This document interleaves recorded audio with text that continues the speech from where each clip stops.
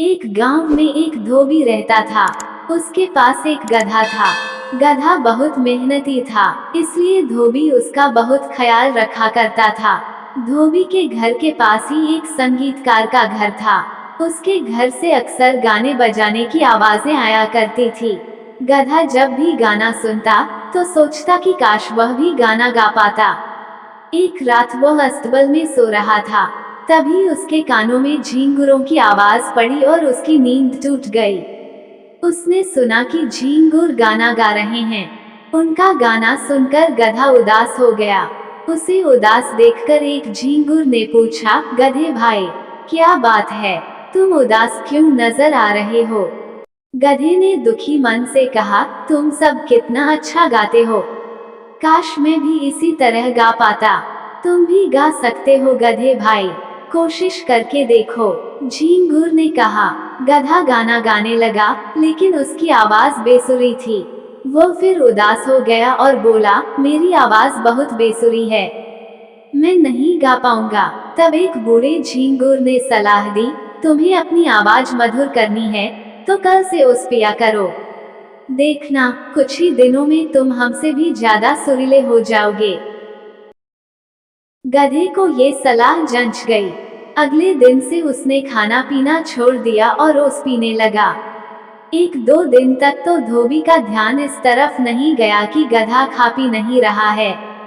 लेकिन कुछ दिनों बाद उसे गधे के अस्तबल में चारा जस का तस पड़ा मिलने लगा और गधा भी कमजोर दिखाई देने लगा, तो उसे चिंता हुई। उसे लगा कि गधा बीमार है, इसलिए खा पी नहीं रहा है। वह गधे को एक वैद्य के पास ले गया। वैद्य ने गधे के लिए दवाइयाँ दी। धोबी गधे को दवाइयाँ खिलाने लगा, लेकिन गधे पर कोई असर नहीं हुई।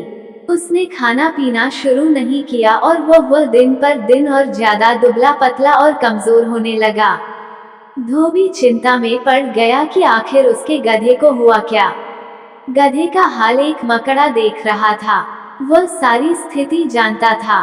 एक दिन वो गधे के पास गया और बोला, गधे भाई, तुम क्यों उसके भरोसे खाना पीना छोड़कर बैठे हो? इस तरह तुम सुरीले बनो या न बनो, बीमार जरूर हो जाओगे।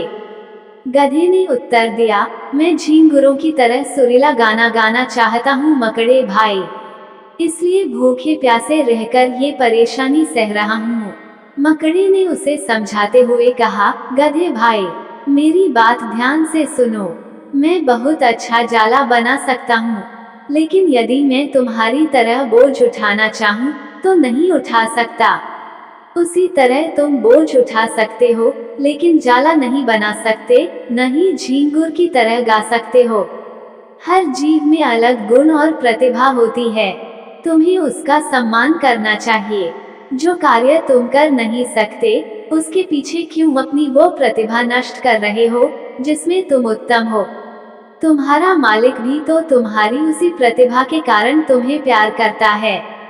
मेरी इस बात की समझो और कल से खाना पीना शुरू कर दो।